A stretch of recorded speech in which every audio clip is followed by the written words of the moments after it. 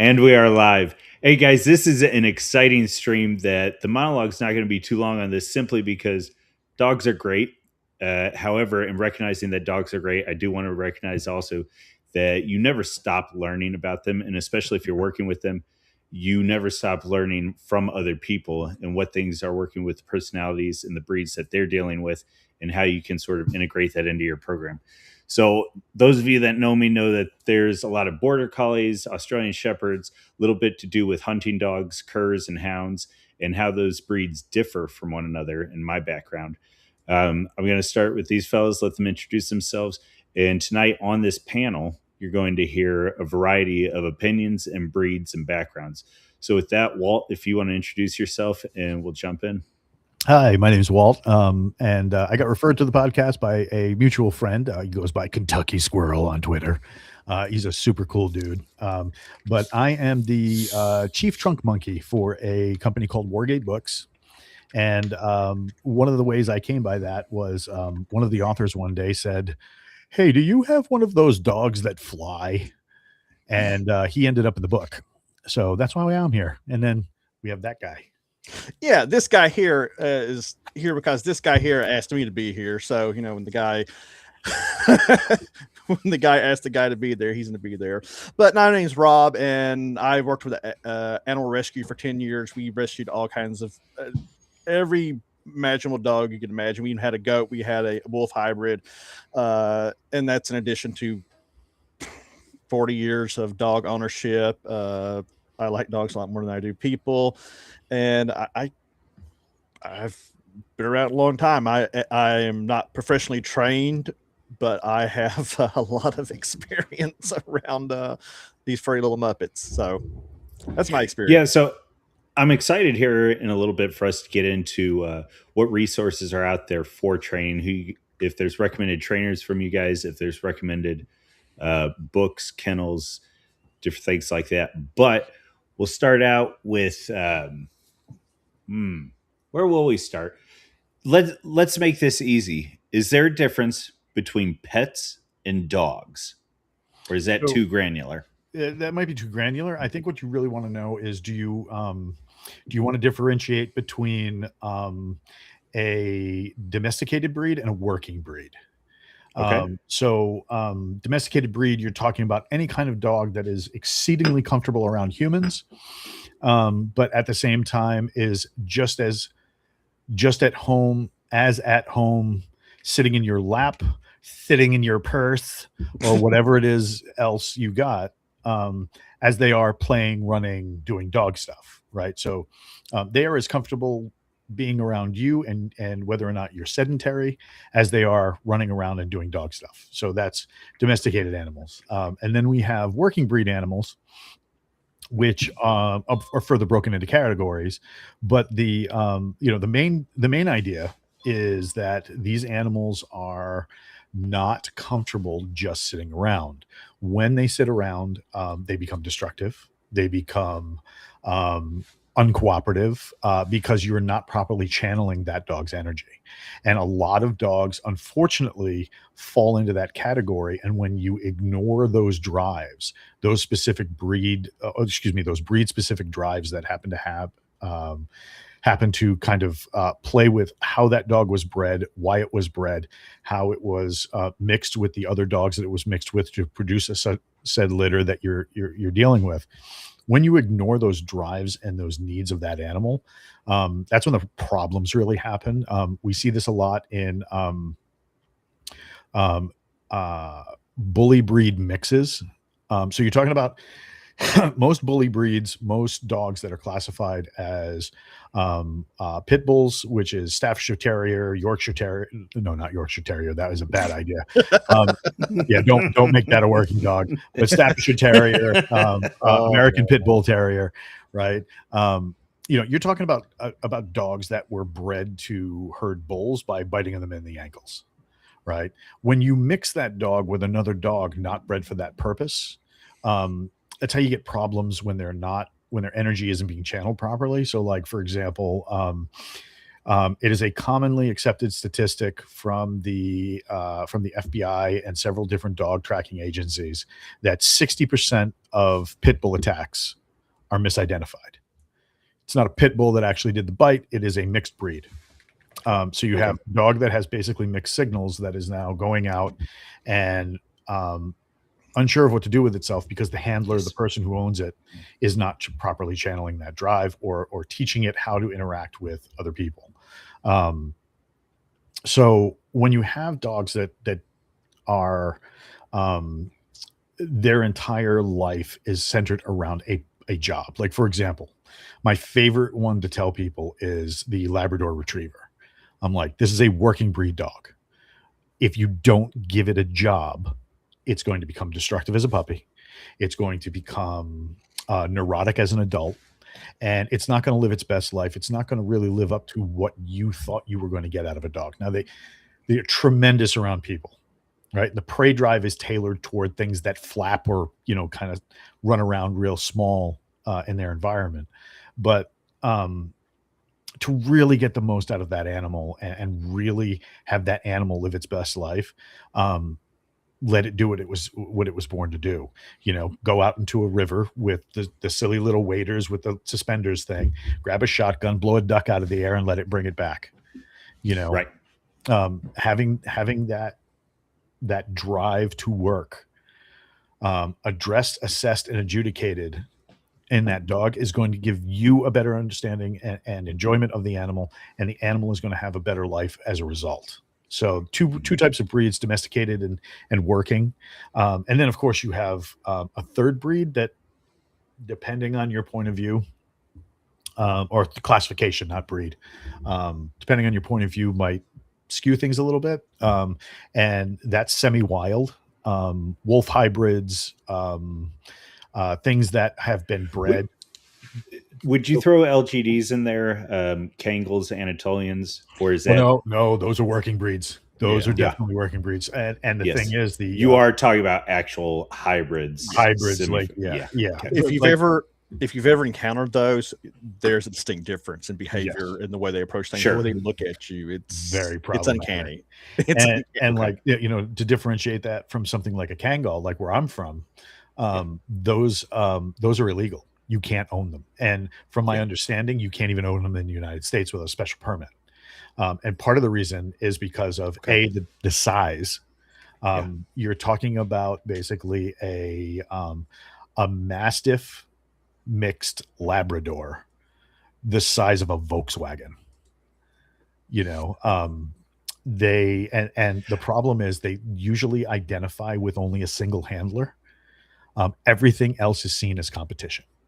So one of the things that I think will be fun to dig into tonight as well is that you're going to find when they're talking about personality on here, guys, this is very much an issue.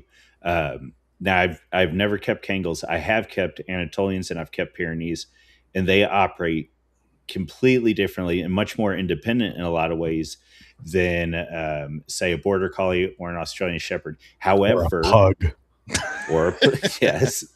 Well, and that's unfortunately my background is almost exclusively in working breeds of some sort. And so again, hounds are going to be very, very independent. Oh yes. And the reason ask being, Rob how he knows. Yes, ask me how I know. Jump into that, Rob. Give us some good hound info. Oh my goodness. Hounds are definitely one of those breeds. If you don't have a good steady hand with discipline and training, they will become very much their own dog, very stubborn, very independent. And some people like that. Some people, they want a dog who's fully their own being, and some of them actually want the hounds to hound. Mine are kind of a mix of that, and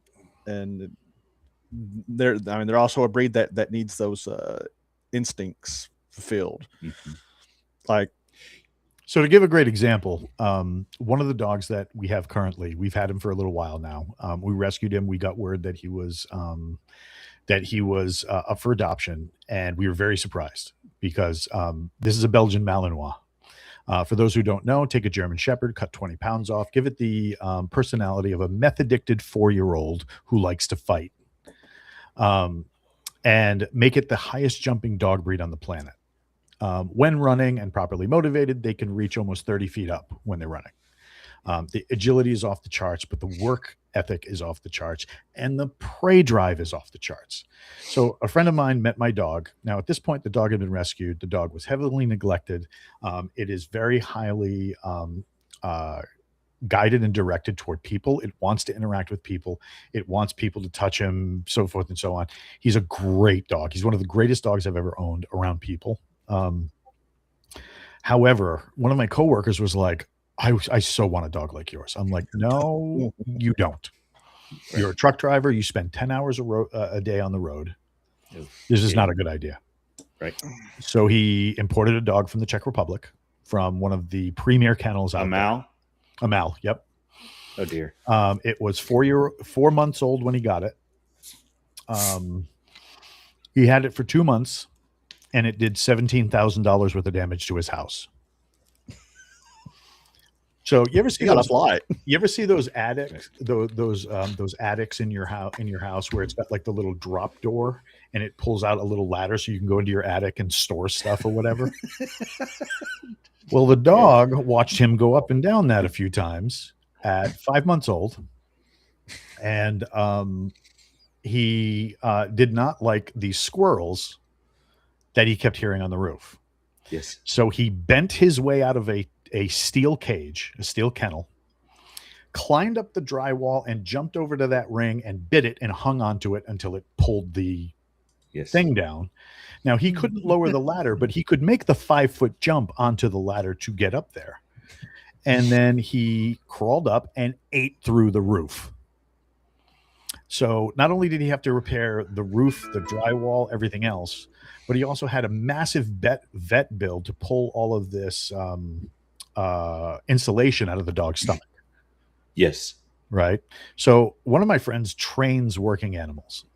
And I said, because my coworker was like, I got to get rid of this dog. I don't know what to do. Now, by this point, he's already spent, between bringing the dog in the United States and the repairs on the home and the medical bills, he's already spent almost $35,000 on this one animal.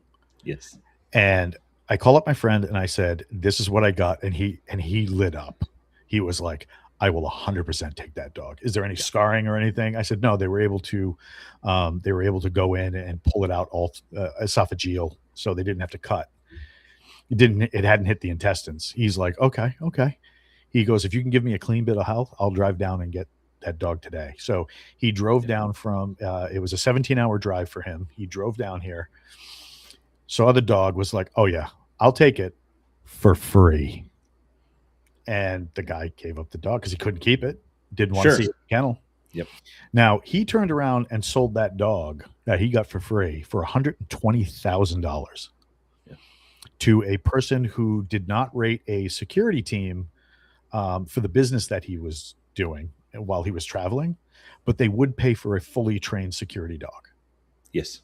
Right. So, but like, that's an example of know your breed before you buy something full breed, like 100% pedigree, stuff like that.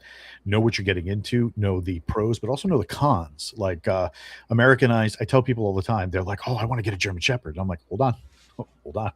Right.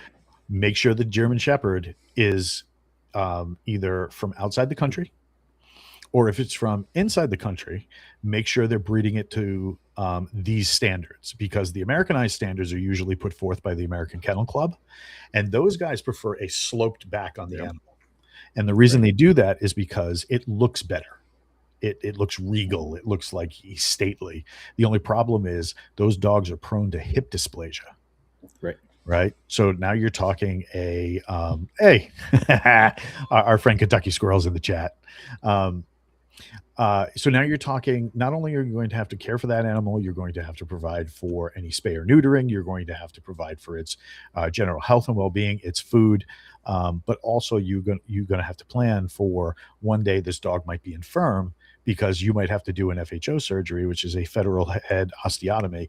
They're going to have to cut off a piece of this dog's hip and replace it with a cement ball and put it into a metal appliance. It's basically a hip replacement for a dog. So like, Right.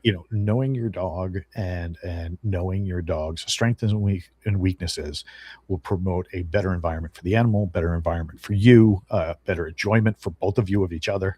You know, and yeah, never assume that the dog is automatically going to like you because you took it into your house.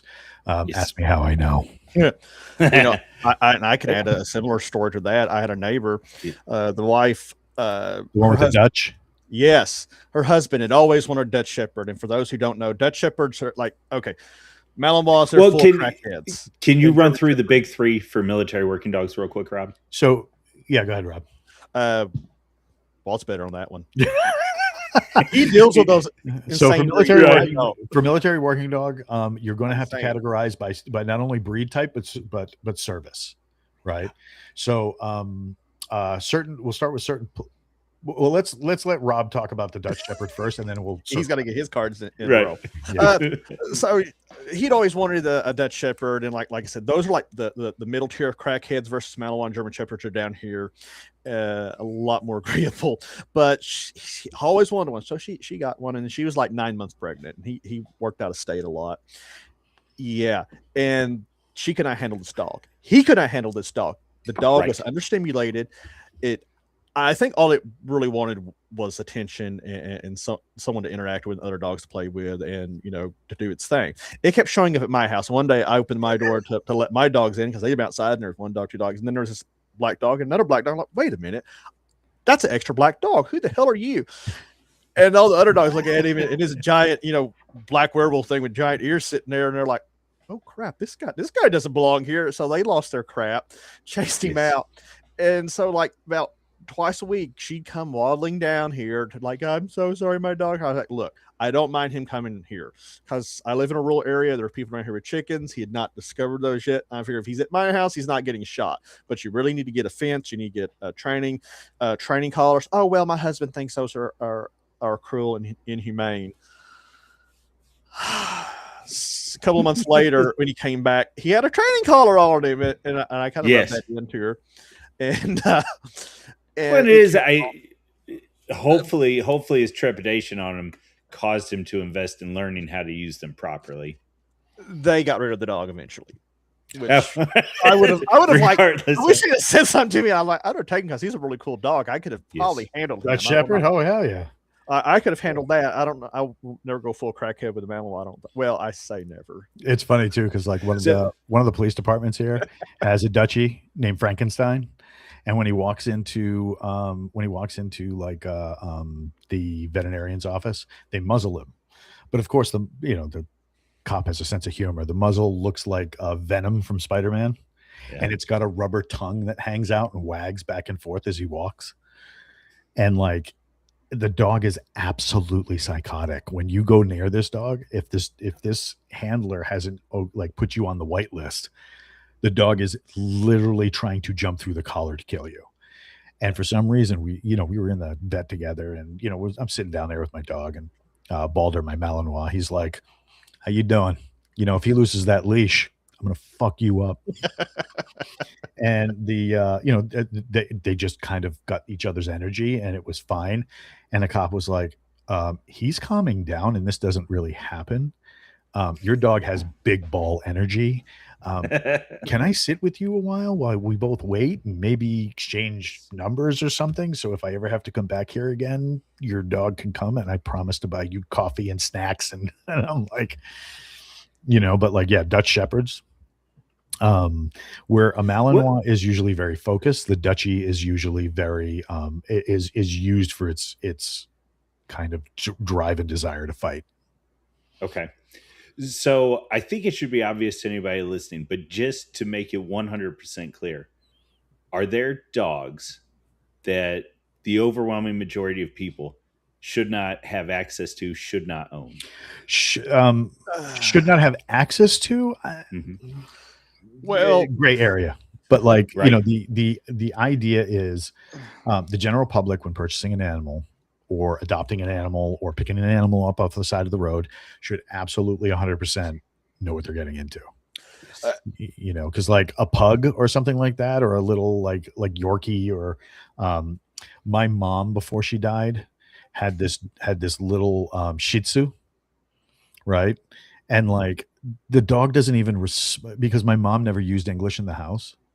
Yep. So like the dog doesn't even respond to English, and it's blind, and it in the next 15 minutes it'll probably realize I'm still in the room and come bug me for treats. But like those are easy, because if the dog is like, yeah, I'm gonna mess you up, see, yeah, I'm gonna do some gangster stuff on you, see, and you pick up the dog and it's like, hey, that's not fair, I was gonna get tough. No problem. But if you have something like there's a dog and there are two in my neighborhood, and to the owner's credit, he understood what he was getting into. He had the animals trained and they are sublime. I love Yes. letting my dogs be around these dogs. They're called Dogo Argentino. And if you've never seen one of these Oh, dear. animals, yes, they are 200-pound pit bulls that are all white. They are used to hunt boar in Argentina. And that is an example of a man who understood what he was getting, trained them responsibly, and when they walk around the neighborhood, they don't give anybody any trouble. I mean, it's like literally kids walk up and like grab onto their jowls and hang on them, and they're like, look at this, how cute is this? If your parents weren't here, I'd probably eat you, but well, you get a pass.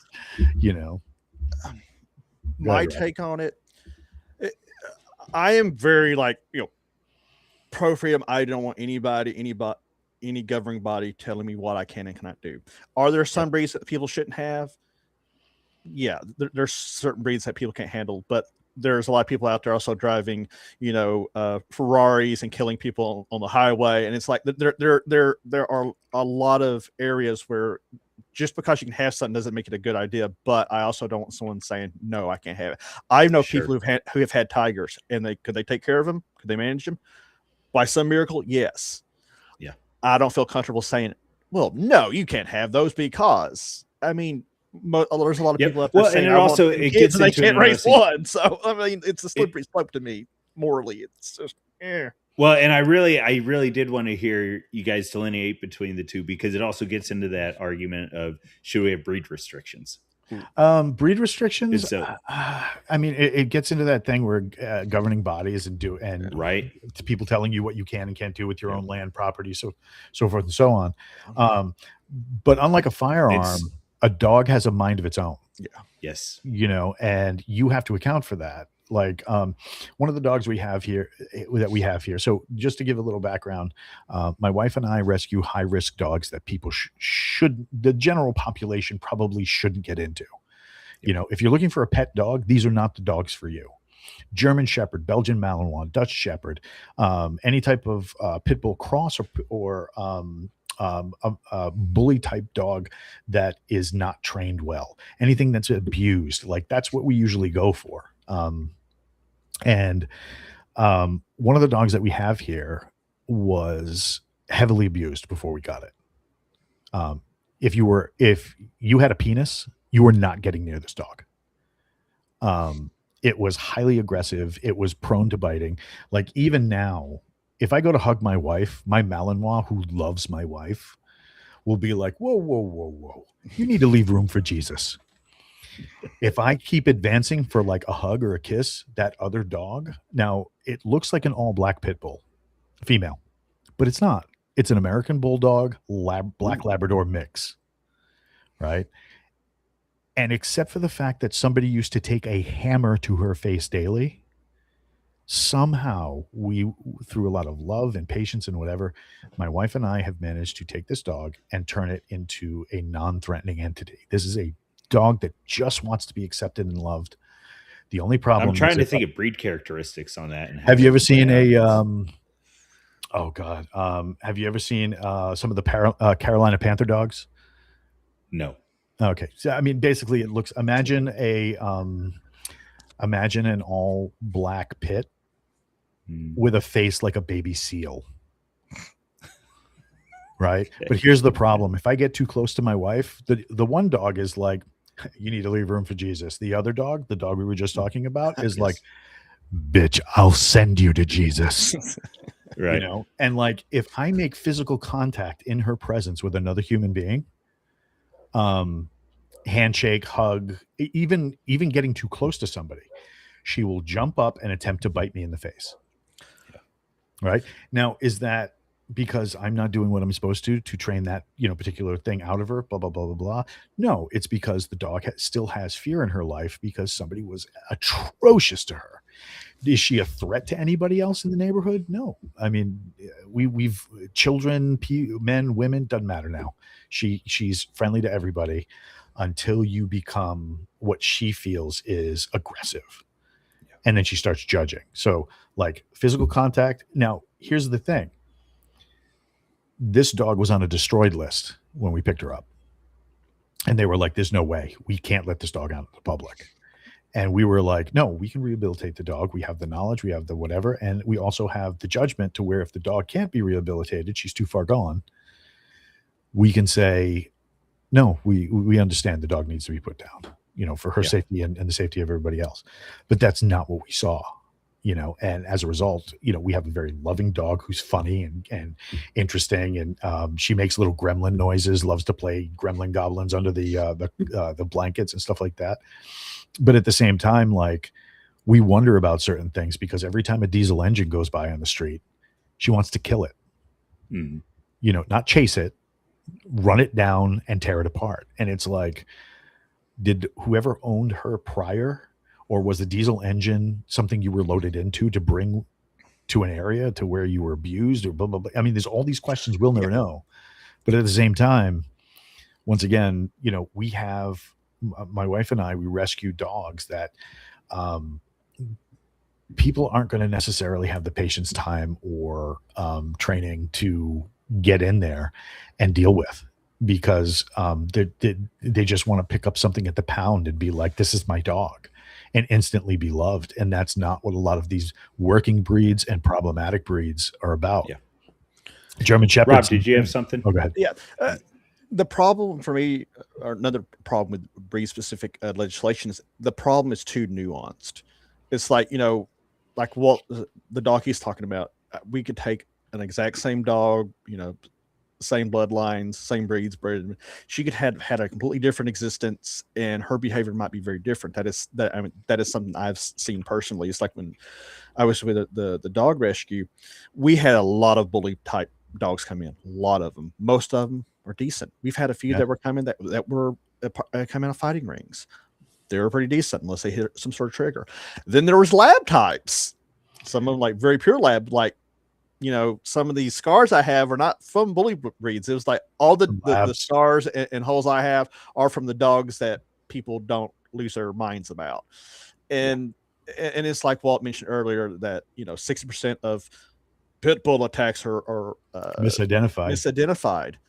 Okay, that's how do you work that into common sense legislation? Let's use 100%, that. Because you could end up dealing with dogs that are just not what you think they are. Yeah, right. I mean, let's take the Belgian Malinois for example. Right, Belgian Malinois in America is the only dog accepted by the AKC that is not a true line purebred dog.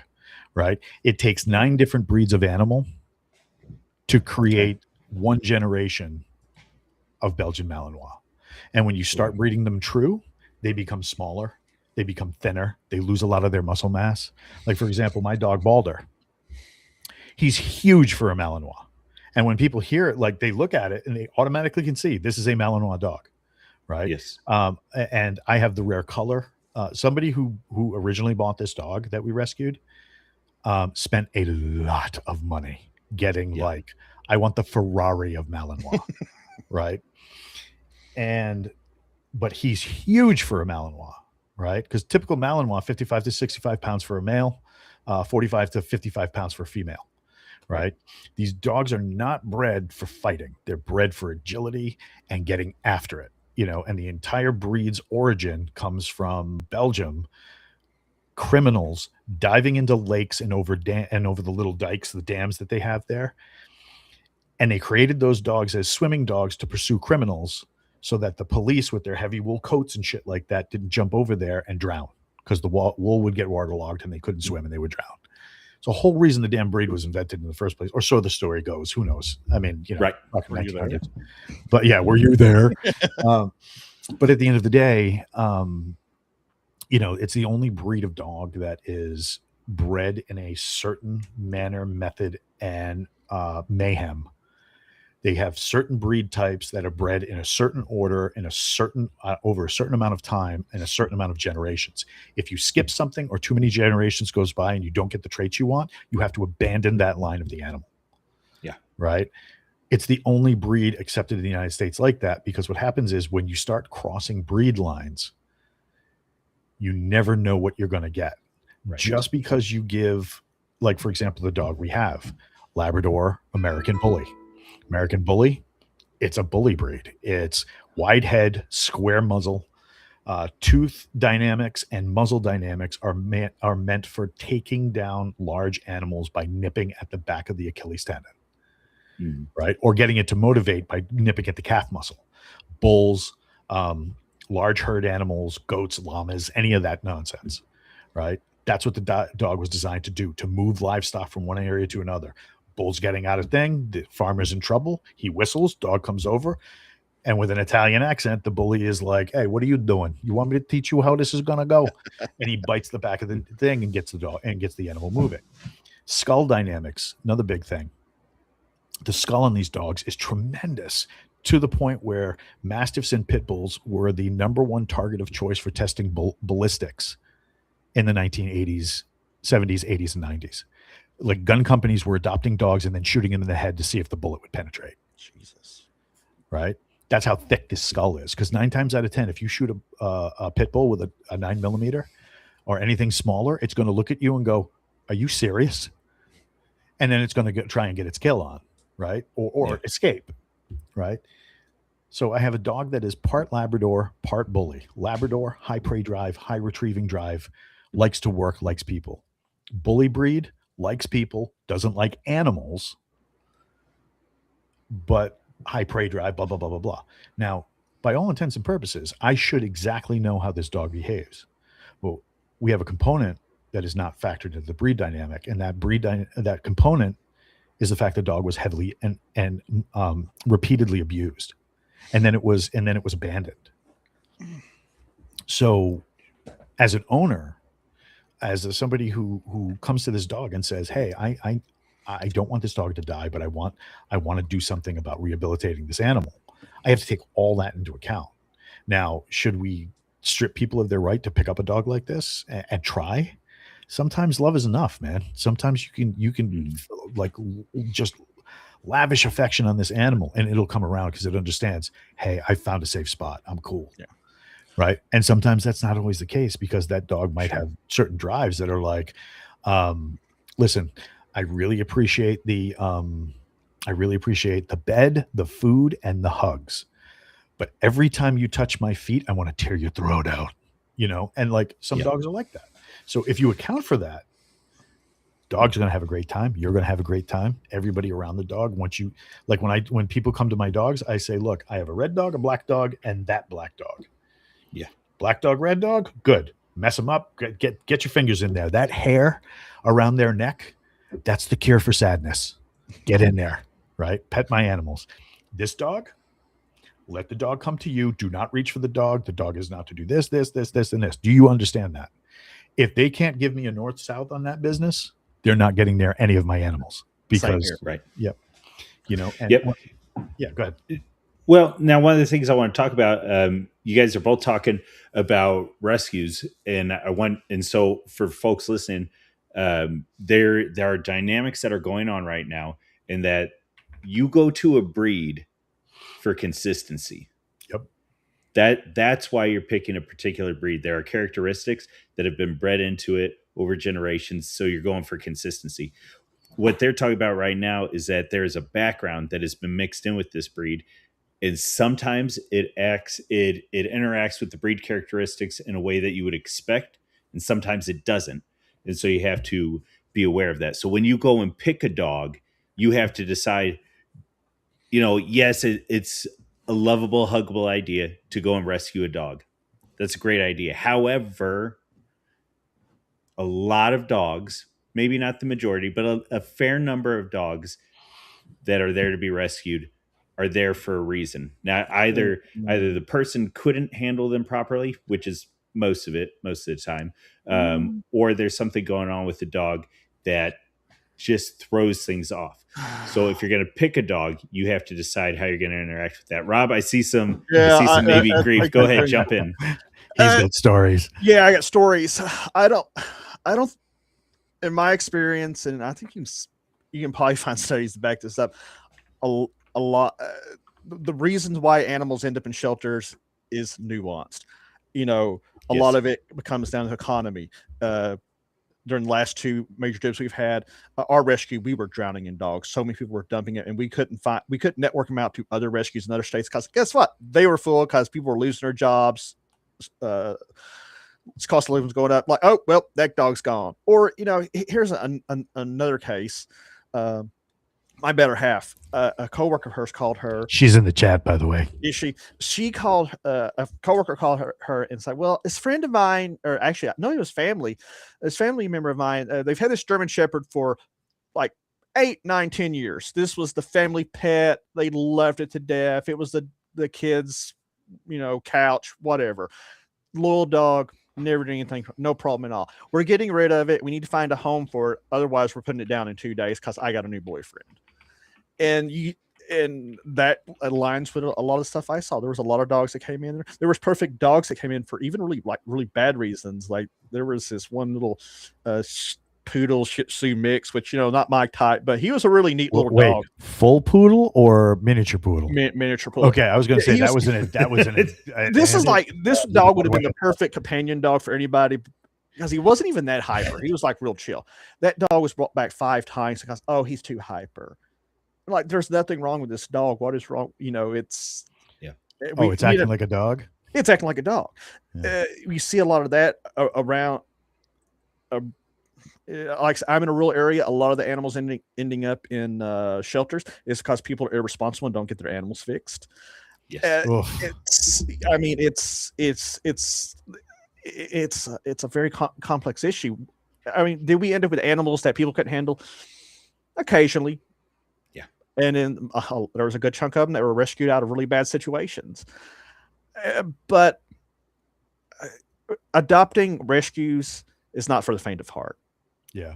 Yes. And that's one thing that I want to, because I think a lot of people go in there and they've got the idea that, hey, this is a great thing, and it can be. Yeah. But I think you have to go in with your eyes open. It's like parenthood. So I mean, it's like you gotta have your ducks in a row and at least have some semblance of knowing what you're getting into. Otherwise, you have a really bad time. I mean, one of the great things about the kennel that we work with, the dog that we had that was going to be destroyed, we were like, we did several meet and greets with Balder, my Malinois, got everything, all set and everything was good. And we were just about to take her home. And I'm like, oh crap. And I looked at my wife, and like you said, my wife's a veterinary nurse. And I'm like, we didn't check something that's important here. And, she just looks at me like, what are we missing? So I look at the lady that's dealing with us, and I'm like, does she eat cats? And she's like, I don't know. We've never cat tested her. And I'm like, is there a cat we can like throw in the room or something? She's like, no, there's no cat we're going to throw in the room. But they have a separate area, separate kenneling area for the cats.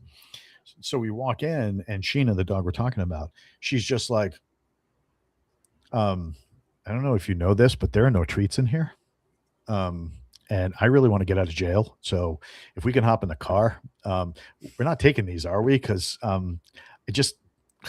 can't be bothered. I'm like, okay, she's not cat aggressive. Okay, we can take it. Because like the with the Malinois, he was highly cat aggressive. And like in my house, we have this one spot where it's like you can tell the kitchen was at one time probably walled off from like the living room, and they've removed that section of wall, but there's like a tiny strip of what it used to be up there, and sometimes the cat would get up there. So one day I'm in my office, and all of a sudden I hear like this tremendous crash. I'm like, oh crap. I go out there, and the cat is like, he's in that area, and he's like, bro, just keep walking. It's totally fine. Everything's fine.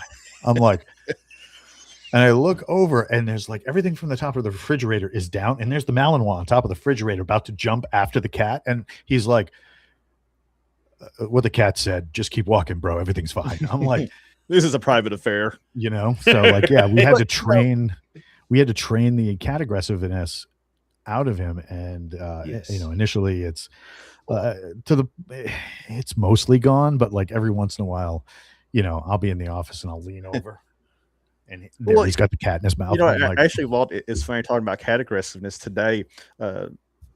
Andrea's German Shepherd Cooper, he has a kind of a similar antagonistic relationship with the cats, and I thought he was kind of over that today, but we got home and he ran over to the big bat cat Molly, who he used to be terrified of, and he opened his mouth. I was like, oh my god, he's a cat. And he just goes there and just mouths her, drools all over her, and the cat's like, excuse me, and he runs off and gets in his kennel. And he knows what he did. Yeah, but talking about animals in intimate shelters, that German Shepherd of mine, Lyra, I was told she's got to go to a home that has no cats because she is just insane.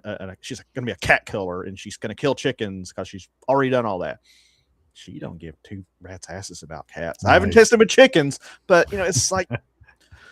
But if don't put me near a chicken, let me tell you. Me neither. Yeah. But, she'd end up in a shelter and had been turned in with, well, we can't keep her because of this. Yeah. That could have severely affected her chances for adoption. It's like, hey, adopting a dog from a shelter is like a box of chocolates. You never know what you're going to get. Yes. It's funny too, because Zach is correct. Zach is in the chat, and she's saying between Rob and I, in the past 6 years, we found 8 at least dogs on the side of the road or otherwise dumped, checked for microchips, posted heavily online, totally go unclaimed. Well, let's see here. Over the last 10 years, I found another pureblood German Shepherd running down the highway. That blows my brain. She was like the most perfect German Shepherd I've ever had, minded, and like she was ready to defend me against anything. Like I had a few rescue dogs who were like deciding they were going to bite me, and she went up and grabbed it by the scruff and like, no, you don't. And I wasn't trained on that. There was that one. Pure-blooded bass hound walked into my yard, and then those 2 bully mixes we found out in the middle of the wilderness, like a probably good 2 miles from any house. We know they got dumped. Yeah, that's no bueno. Like, and no, they're just 2 chicken shits too. But it's like I said, it's a very nuanced. So we've been talking about like rescue and rescue animals, but Panda, you had something else in mind, right? As far as us coming on and talking about, because you're thinking about getting a border collie, right? Well, no. So actually, I've had border collies, and I just recently got an Aussie. My hope was that I was going to. Has this Aussie done your taxes yet?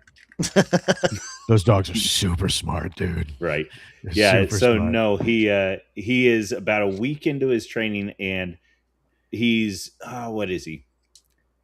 I say a week into his training because I got him here, but he's about 14 weeks old at this point. Okay, so you go. Oh, awesome. Yes. Yep. He knows sit. He knows come. He's working on down, and he has fairly decent leash manners. Assuming awesome. This is all assuming he's undistracted. Yep. So if there's any distraction right now, it goes out the window. So, but you're thinking about getting military working dogs eventually, right? Yes, I would. That is a pre-retirement last career, last hurrah. That would be fun to get into, simply because I really enjoy training dogs, really enjoy working with dogs. So when it comes to that, I had hoped to get a hold of a blackmouth cur, and I could not find one out here. And that's cool simply dogs. Because, right? I really like American breeds. For those that have any idea about hunting, if you need a dog to hunt, get a hound.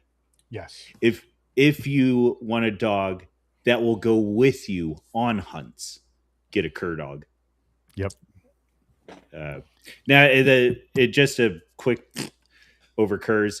Cur generally means a mixed breed mutt. That's often how it's used. However, cur breeds in America means that the story is somewhat unknown, and eventually we made breed books, and now we have mountain curs and Stephen Curs and blackmouth and blue lacy and whatever. So, Yep. And the one thing we should really point out to people looking into getting high energy, high yield dogs is that purpose bred Hollywood dogs. purpose bred dogs, Hollywood can't be kicked in the nuts enough Right.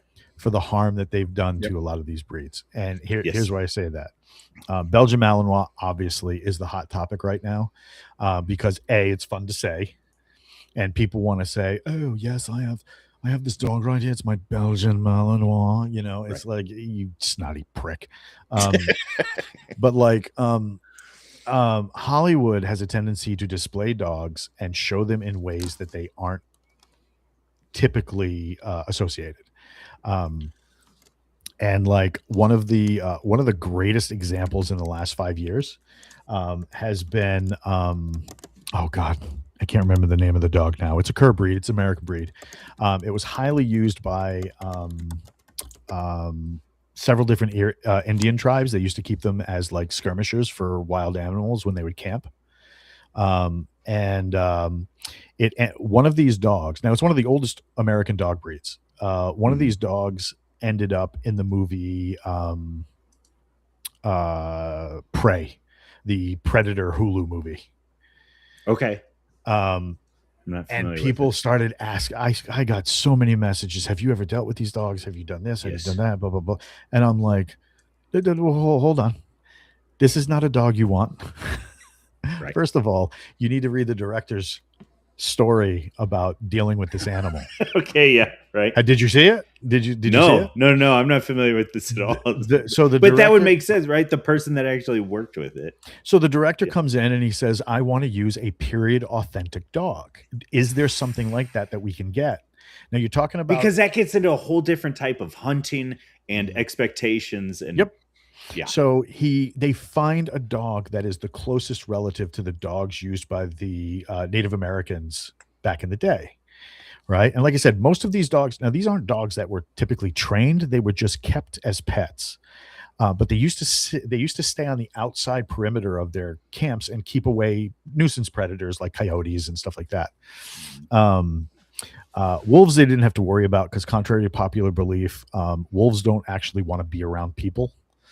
We're a problem for them, so they don't typically come in and cause a problem. Coyotes, though, they're highly problematic. So, but this old breed of dog, I can't remember the name of the dog. Maybe somebody in the chat can look it up.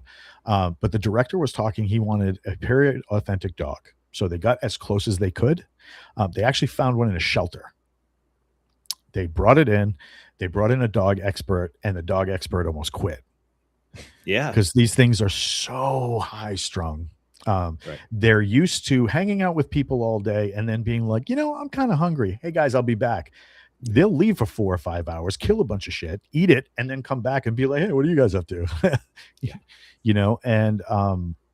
It's these purpose built dogs. Hollywood has a tendency to show them in ways like that's how we got ours. Because some precocious douchebag got it in his head that he was going to get the type of dog that killed Osama bin Laden. And it's like, this is not a great idea.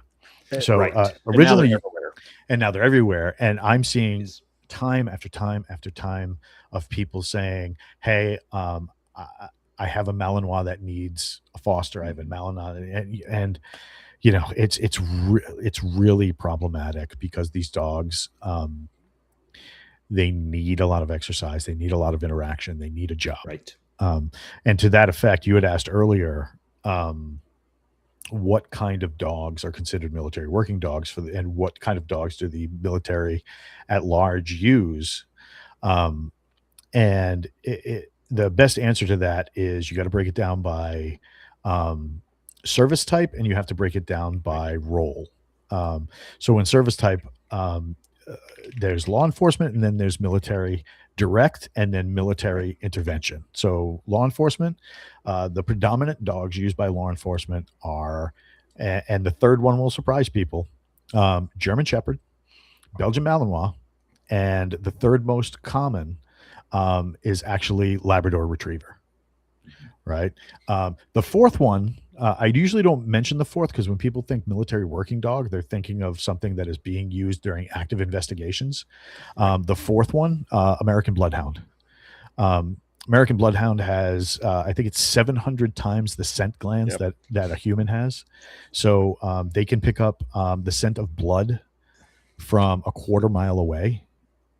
Specific blood types. I mean, just amazing, Yeah, amazing, they're amazing animals. top choice for cadaver dogs. Cadaver dogs, stuff like that, Right, right? search and rescue. For major interactions, police, they tend to use the German Shepherd is the workhorse. That's your all-purpose sniff, bite, and track dog. And when I say sniff, drug interdiction, explosive detection, stuff like that. So they use those three dogs. The Labrador is used heavily around airports because they don't key in on a lot of stuff, and if you have somebody walking through with a Shih Tzu with a little bow on top of its head through the airport, this is my service dog. The Labrador isn't necessarily going to look at that. ESAs. Yep, isn't going to look at that and think, yeah, that's a chew toy. I'll be back, Dad. They get a little more controllable, so a little easier around people. So you see those around airports and like train stations, bus stations. Now, military, you need military intervention and direct military action, right? So direct military action, German Shepherd, great detection dogs, and great takedown dogs if need be. But they get tired and they're really prone to the heat. And if they're from a wrong breeding line, you end up with hip dysplasia, and now you're dealing with a dog that's infirm and has to be either put down or adopted out. Belgian Malinois is the current darling. They don't like to use Dutchies because the Dutch Shepherd has a tendency to be very high strung. Great for police departments and direct action takedown stuff. Not as good at taking direction easily. So the military has a tendency to stay with the Malinois. So those dogs are for like guys like the SEALs, the Rangers, the stuff like that. And the reason you want a dog versus a drone or any of that other stuff has to go into stuff like signals intelligence, detection of signals, stuff like that. A dog can be stripped of all its gear and just sent out and can spit a GPS tracking like a freaking those little air tabs, the iPhone air tabs. You put it under your car and now you can track your car anywhere. Have a dog place that on the inside of a wheel well or something like that, right? And nobody will think differently because a lot of times the Malinois looks like the native breed of dog in places like Iraq, Afghanistan, stuff like that. Whereas a German Shepherd, it's like, hey, that doesn't belong here. But then you have like now I will say too, I'll give you guys a quick story if you want. Please. Dogs overseas, especially during let me figure out how to do this. During OIF and OEF,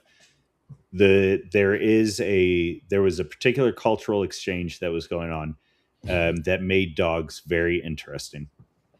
And what I mean by that, and this is particularly OIF, OEF operating in Afghanistan gets odd when it comes to dogs because they have within the Middle East in the greater Muslim world, Afghanis have a somewhat unique relationship with dogs. Yes. Herding security, okay. Everything else, keep it out the damn house.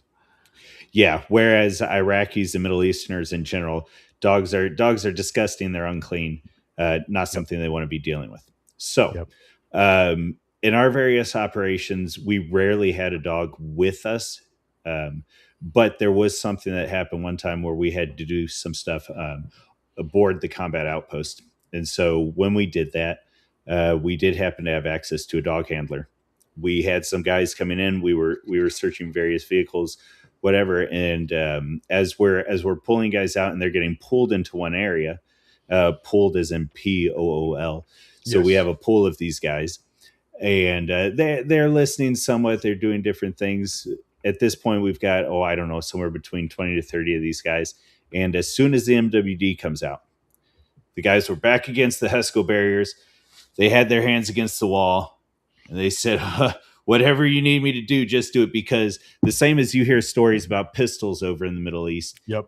in a particular area, the right kind of dog, just by walking onto the scene, being aware of his handler and being aware of those people that are around them, he commands action. And And that's that right you that see the right same there thing. is something that only particular dogs. Yes, he has an advantage in the Middle East, but there is still also something about the Malinois, particular German Shepherds, that walk out and command the area. I mean, 100%, because like we've seen all sorts of dogs that are like so for example, a good friend of mine is semi-famous, but I won't say his name on the air, and he works at a particular jail here in the United States, um, and they would have guys who would be like hardened criminals being transferred for a court date or what have you, and they're responsible for the transfer, and then the guy decides, I'm not coming out of the cell. You want it, CO? You're going to come in and get it. And he's ready for a fight, you know. And they had just hired a guy, former Marine. He was a dog handler, and they had. He said, "If you hire me, you got to take the dog." We went through Iraq together, and now this is many years back now, but Yes. he's like, if you hire me, the dog comes with me. We're a package deal. So they said, yeah, whatever. It was a cross between a Mastiff and a Pit Bull. Mhm.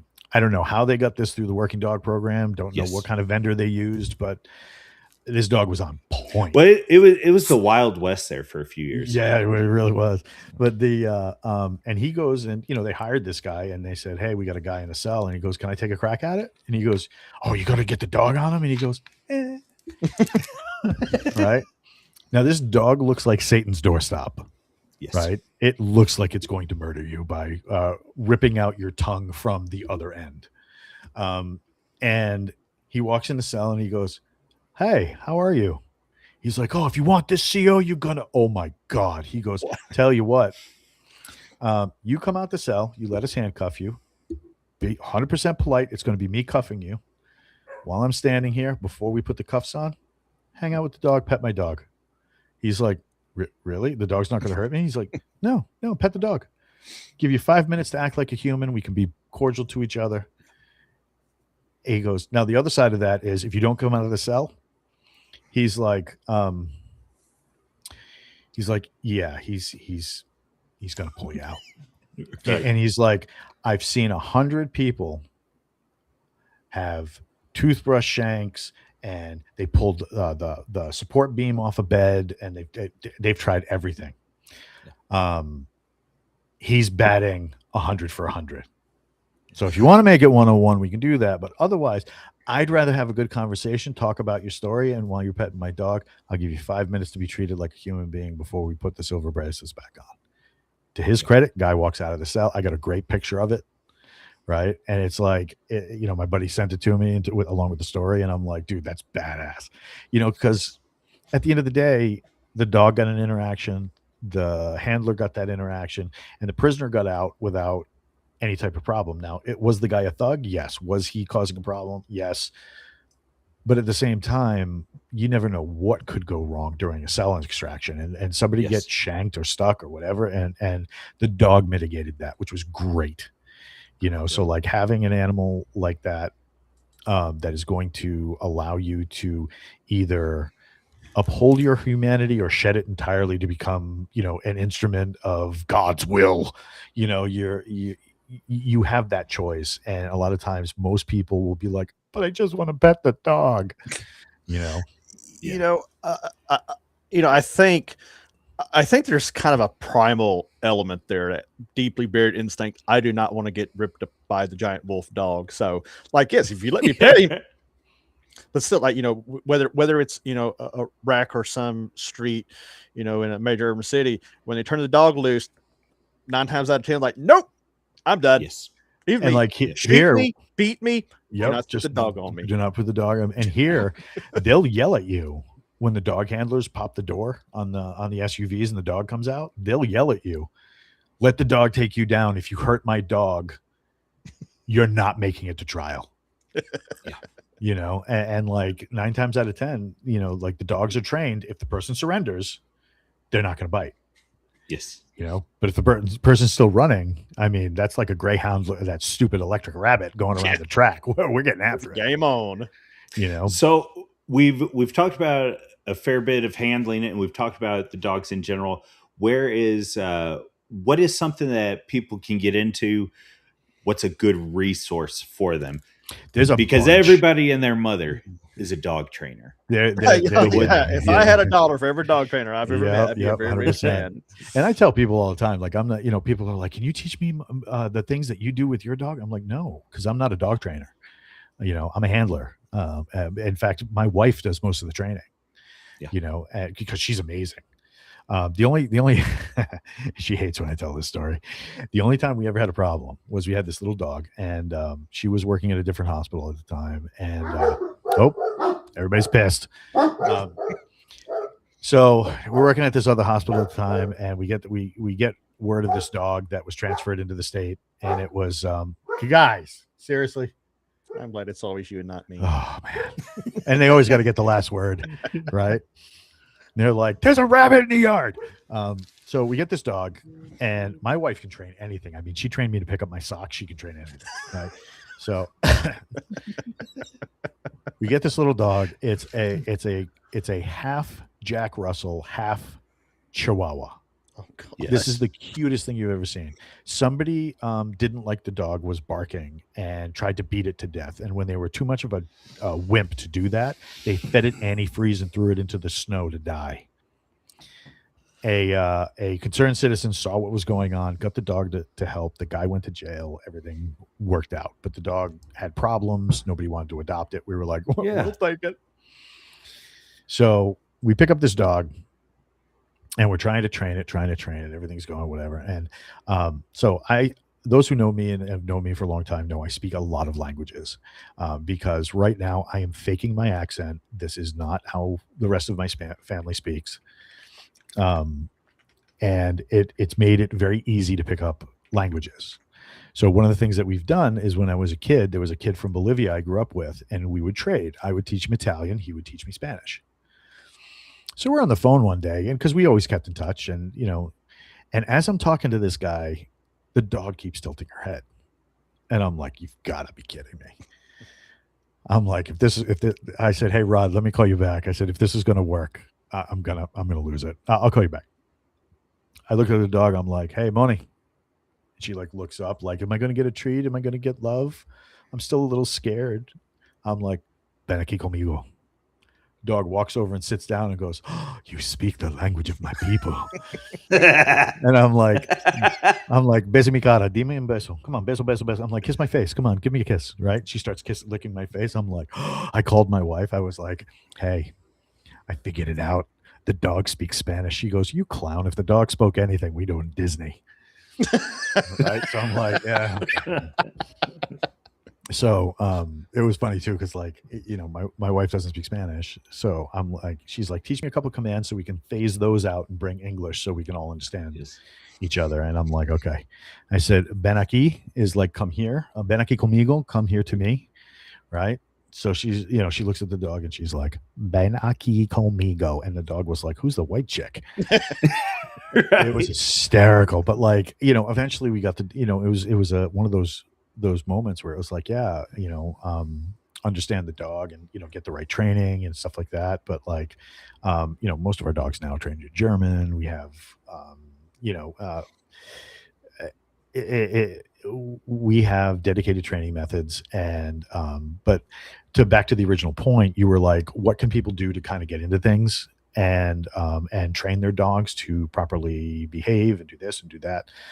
One of the things, one of the resources I really, really love, there's a guy out there. He's like Dog Sensei, right? And everybody's like, "The Dog Whisperer." Oh. And they swoon and all that stuff. And I'm like, that's not me. I'm not going to be like, because if I did that to my dogs, they'd slap me in the face. So there's a guy out there named Mike Ritland. Okay. Mike is a former SEAL dog handler. His older videos have to do with dealing with high energy dogs like German Shepherd, Labradors, stuff like that. And he now has like a podcast, and that dominates a lot of his time. But he still does some dog training on the side. And that was his whole gig for a real long time, and it was Yes. very expensive to get one of his animals. Prices usually started between 75 to 120K, right? So, and we're not talking like you're going to train this dog to be on the block. This is a dog that is purpose built, like we were talking before, and a lot of that cost comes into play because you had to go to his ranch and live there for a month. Yeah. Wow. The Because gun sight of dogs.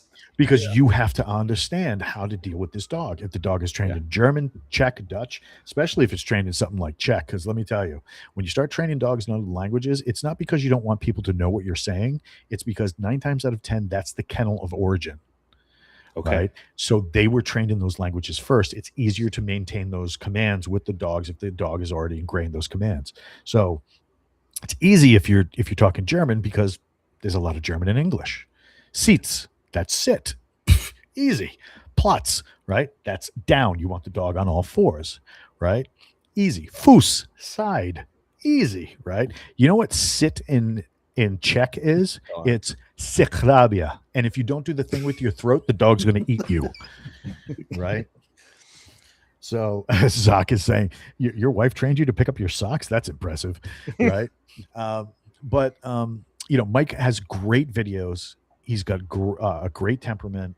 He doesn't, he's not like one of those guys that, constantly yells at dogs and blah, blah, blah, blah. He shows you a couple of different right ways and wrong ways to do things.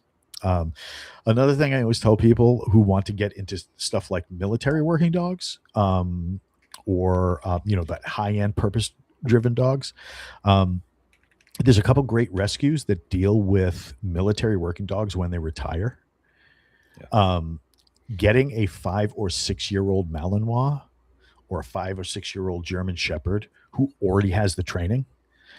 Some of these guys will vet you. They will bring you in and bring the dog in, give you a couple commands, and give you a couple of weeks with repeated visits to see how you do with this animal, right? Because these dogs, they understand what their job is. And after 5 years of being on the job, 9 times out of 10, 5 to 6 years, that military working dog is being retired. Yeah. Right. The military has already gotten its use out of it. The fur missile has conquered as many things as it's going to conquer, and it's only going to you're only going to see depreciating returns at that point. We want the dog to now retire and live the life of a dog. And thanks for serving a very grateful nation.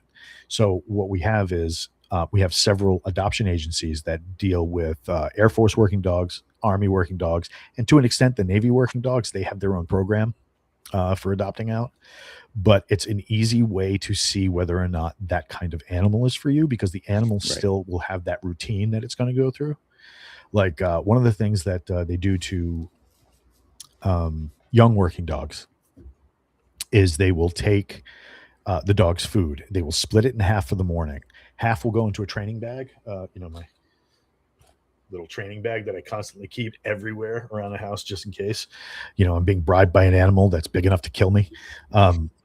So they will split the dog's food. Half will go into that bag, and the other half will go into a sock that the handler has worn inside of a plastic bag, obviously, not just in his sock, but like they'll put it in a plastic bag, put the bag inside of a sock, and put it into a shoebox.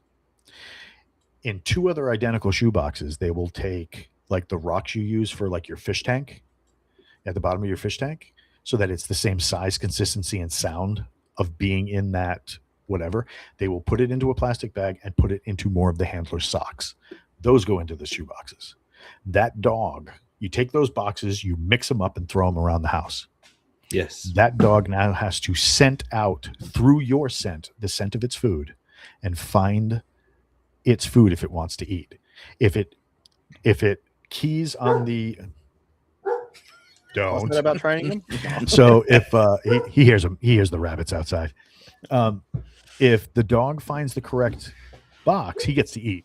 If it's the incorrect box, you reshuffle and throw them around the house. He doesn't get to eat until he finds that food, right? And then the rest of his food is used for training later. but that's the kind of commitment you're going to need in dealing with one of these dogs, especially Right. if you want to get the most out of that dog, and at the same time, have the dog get the most out of you.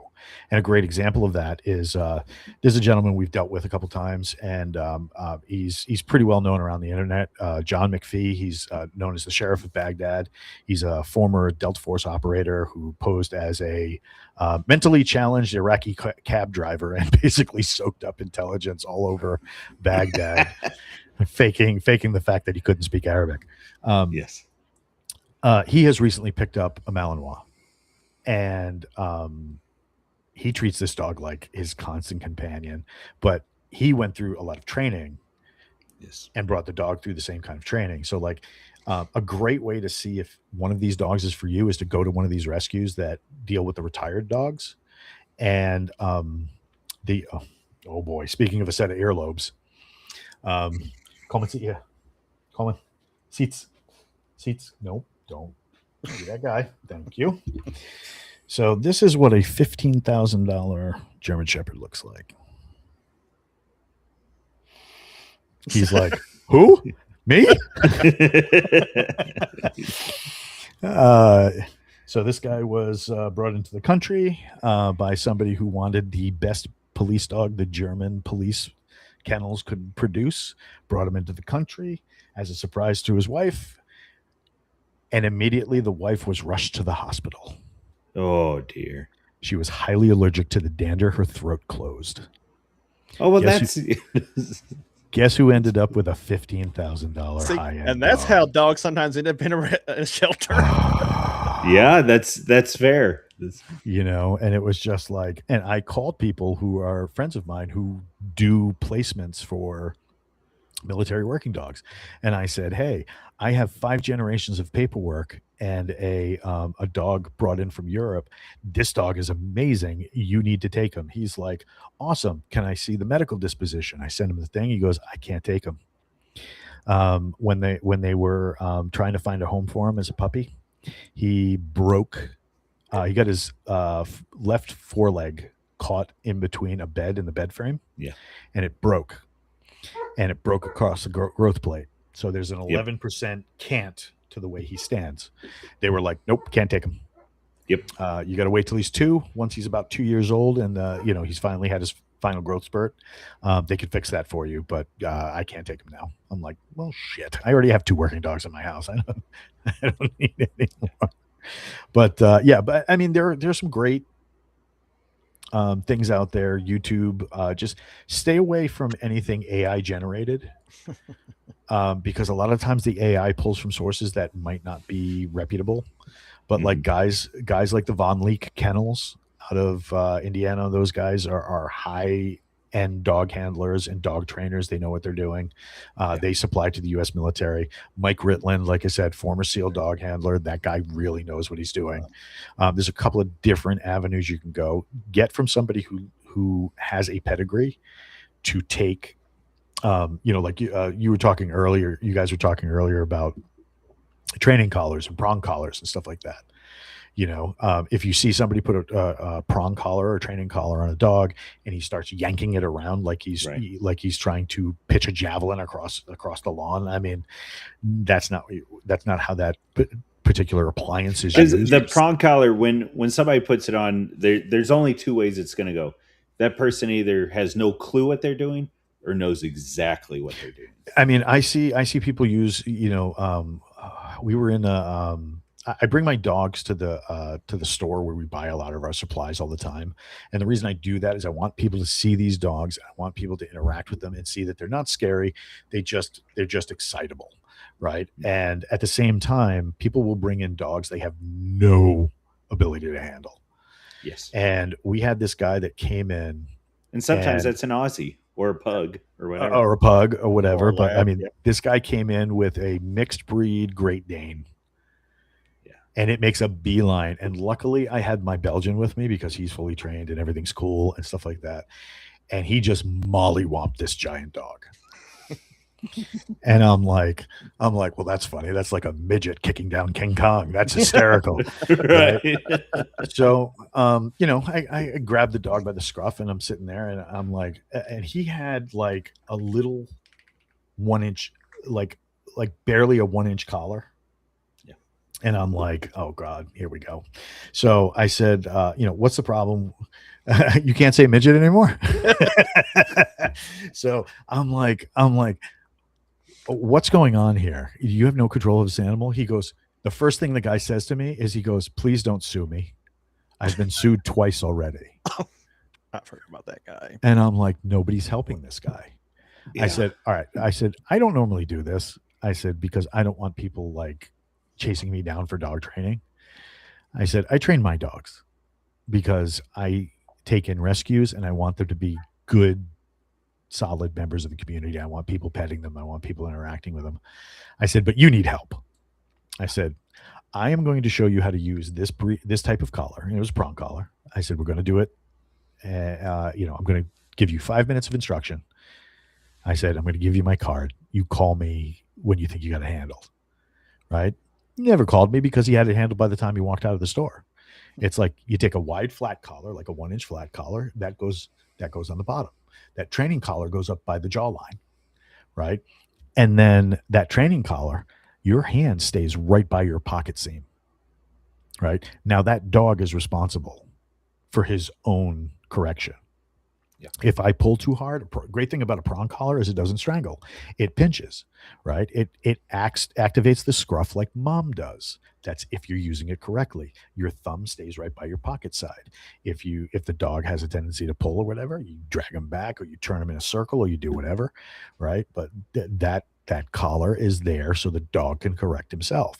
And the flat collar is there to, when the dog is doing something right, you transition from one collar to the other, but it's also there to keep the collar up high enough, because if it's down near the trachea or down near where the clavicular notches is in the dog's clavicle, it's too low. That's all muscle for a dog. It's not good. It's going to ignore that collar and be like, bitch, please, we're going to do some locomotive shit now, right? If it's up near the jawline, that's where that collar has the best chance of correcting that animal and of that animal correcting itself. So, getting those types of resources, understanding where they play into the fact that the dog, you have to adjust to the dog just as the dog has to adjust to you. And the big thing to consider here is that the dog has its own mind and desires and stuff like that. Now, you can do one of two ways. You could do like every asshole who's ever had his hand on a leash, and you can try and beat the crap out of the dog to get it to do what you want, or you can treat the dog like a partner. When you succeed, he succeeds. When you do something fun, he does something fun. Right? I mean, I have 2 dogs in my house, my original 2 dogs, that are terrified of the vacuum. They hate it. The big derpy one you just saw on screen, I go to grab that vacuum. He goes, oh, are we playing? Are we doing this? Is this a thing? And as I go to like take the hose attachment out and, get behind the TV, right? He bites it and he wants to move it around to pick up the fur because he thinks it's funny when the fur gets sucked up. Right? That's just something simple I can do with the dog to make the dog, a little less neurotic because he's going to sit in the house while I do typing. I mean, it's the same thing. So those are just some of the resources you can get. Like I said, stay away from the AI because the AI has a tendency to pull from all different types of things. And if you don't have somebody who knows what they're doing programming that, you're just going to get a load of nonsense. It's not going to be.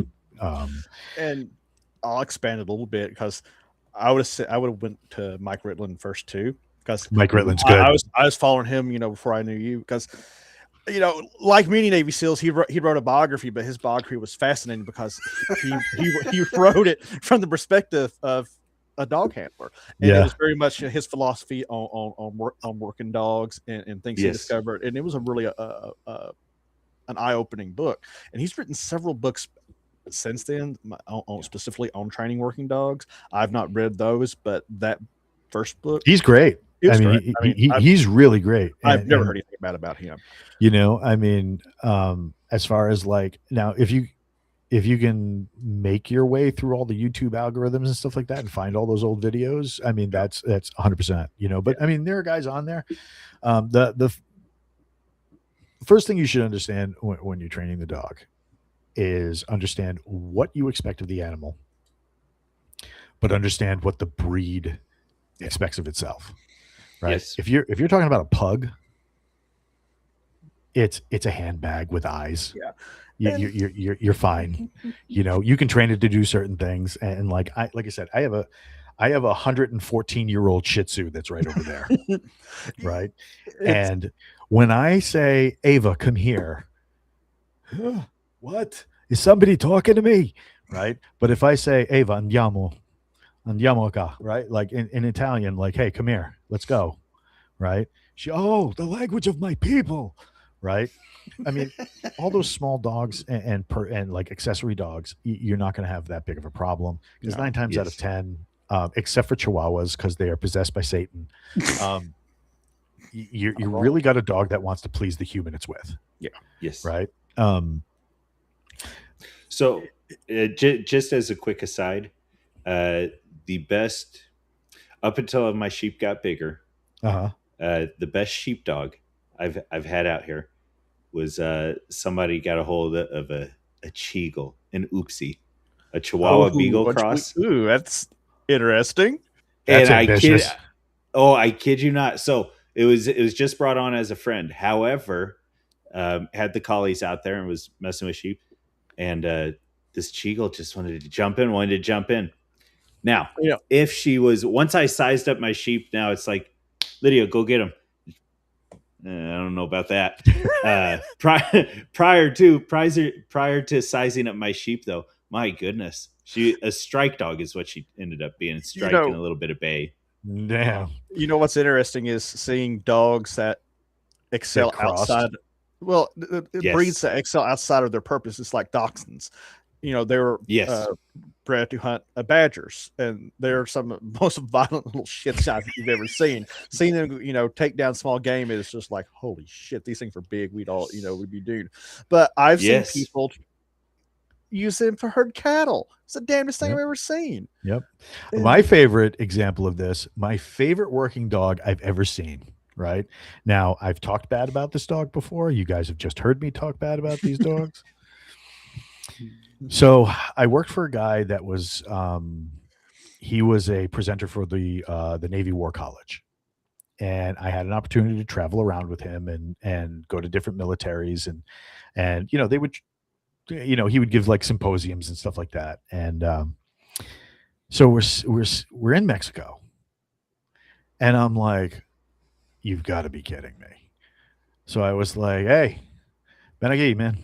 So the guy walks over, and I'm like, so I say in Spanish, are you truly training Chihuahuas as working dogs? And he goes, oh, yeah. Do you want to see? I'm like, hell yeah, I want to see. And I go over there, and he's like, well, the problem that we have is we have earthquakes.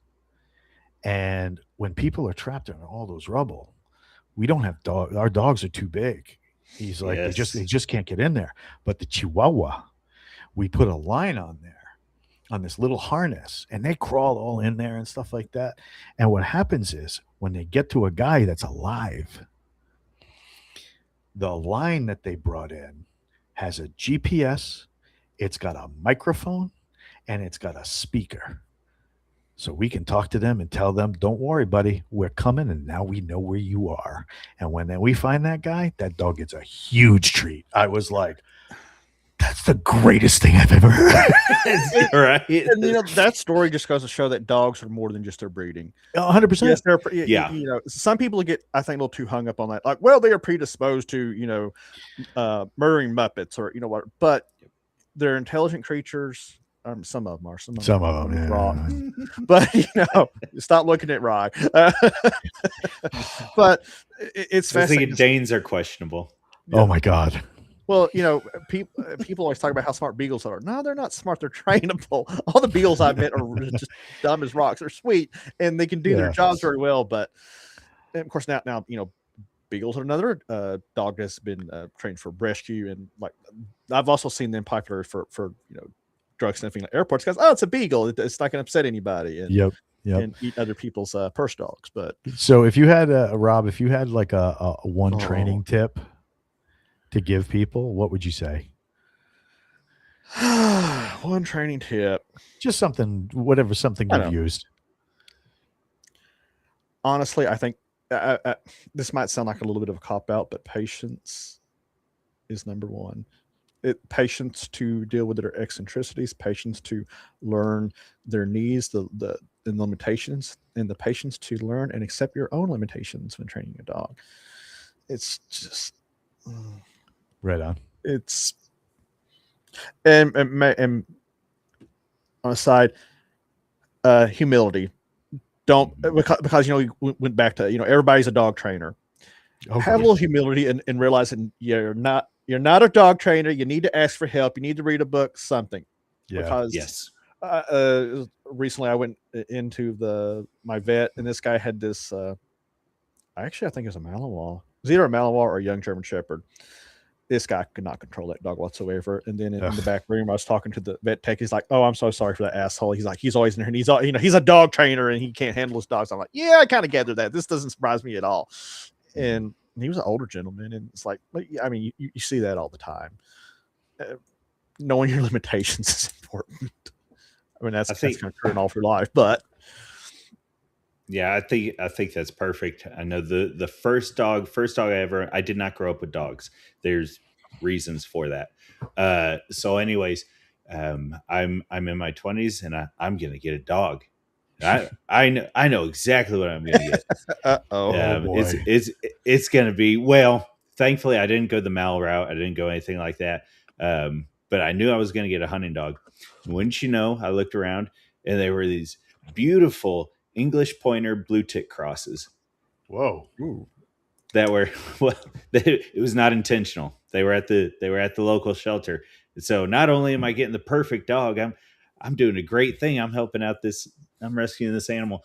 Now, boy, if I could go back in time, that poor dog. she was a sweetheart, and I'm so glad that she lived her life with me.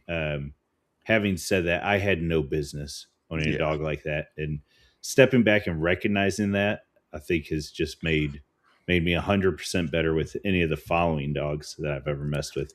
I mean, this could be a deeper philosophical discussion about the world in general, but just in the world of dogs, a little bit of humility and being a little introspective to saying, no, I'm not the smartest individual in the room when it comes to this dog. I need help. I need to pace myself. Yeah, the world would be a lot better place. We wouldn't have to talk about the particulars of breed legislation necessarily, or argue over dog maulings and all those things, and then a lot of the problems at the shelters would vanish overnight. It's just, you got to be responsible. You got to know your limits and their limits. Yep. Perfect. My training routine is like, I've just always been, my biggest goal with all these dogs has always been training out all of the psycho out of them, all of the the trauma or whatever issues they had. What you're talking about, them barking or losing their crap about diesels. That pity mix I had, Lucy, she hated anybody in pickup trucks, and I know that dog was abused somewhere. I mean, she had the scars to prove it. What happened, I don't know, but yeah, you gotta accept that you don't know what you're doing, maybe, and actually, like, I think that's great. I don't consider myself a dog. Be humble. I don't consider myself a dog trainer. It's like I'm a dog trainer by necessity. I didn't choose this path in my life, but you're in a dog rescue. There's dogs with problems. I have dogs with problems. Well, I don't want them tearing up the house and crapping on the floor. So I gotta learn and every dog. There's gonna be more consistency with pure like working dogs, pure blood dogs breeds especially, but not always. They're different. You have to be really open to understand them and their body language. And it's nuanced. That's perfect, gentlemen. I think that's probably a great place to start wrapping this up. Where can people find you? What can they look forward to seeing, and what things are y'all involved in? Rob. Oh, well, you're always going to put me up front there. You don't give me time to think about how to phrase this, Mr. Walt. Well, I can be found on the Twitter space, now known as X, under the handle of Sparky_6800. I comment sometimes about current affairs, sometimes not, sometimes stuff that people would consider a bit on the nerdy side of the spectrum of life. That's mainly my main presence. I've kind of backed off a lot of serious subjects because I got, less stressful things to do, like train dogs not to eat my shoes. Right. Fair enough. Right on. I work for Wargame Books. Yeah. So we do. If you like things like Star Wars, we got Galaxy's Edge. If you like things, if you ever wanted to know what how the Lord of the Rings would have been different if an entire company of United States Army Rangers showed up with all their gear, we're your guys. And that series is called Forgotten Ruin. But that's how I know Kentucky Squirrel, who was like, "Hey, I got a friend." Yeah. So if you want to find me, you can go over to Wargame Books and look me up there, or just type in KROH01 in any of the social meteors, and I usually come up. I think He's I'm not hard to find. I'm not hard to find, but I keep forgetting social media is there. So you got to poke me a little bit. Yeah. All right, perfect. Well, hey, gentlemen, Rob, I'm going to update the description, make sure that people can find you there on X. Okay.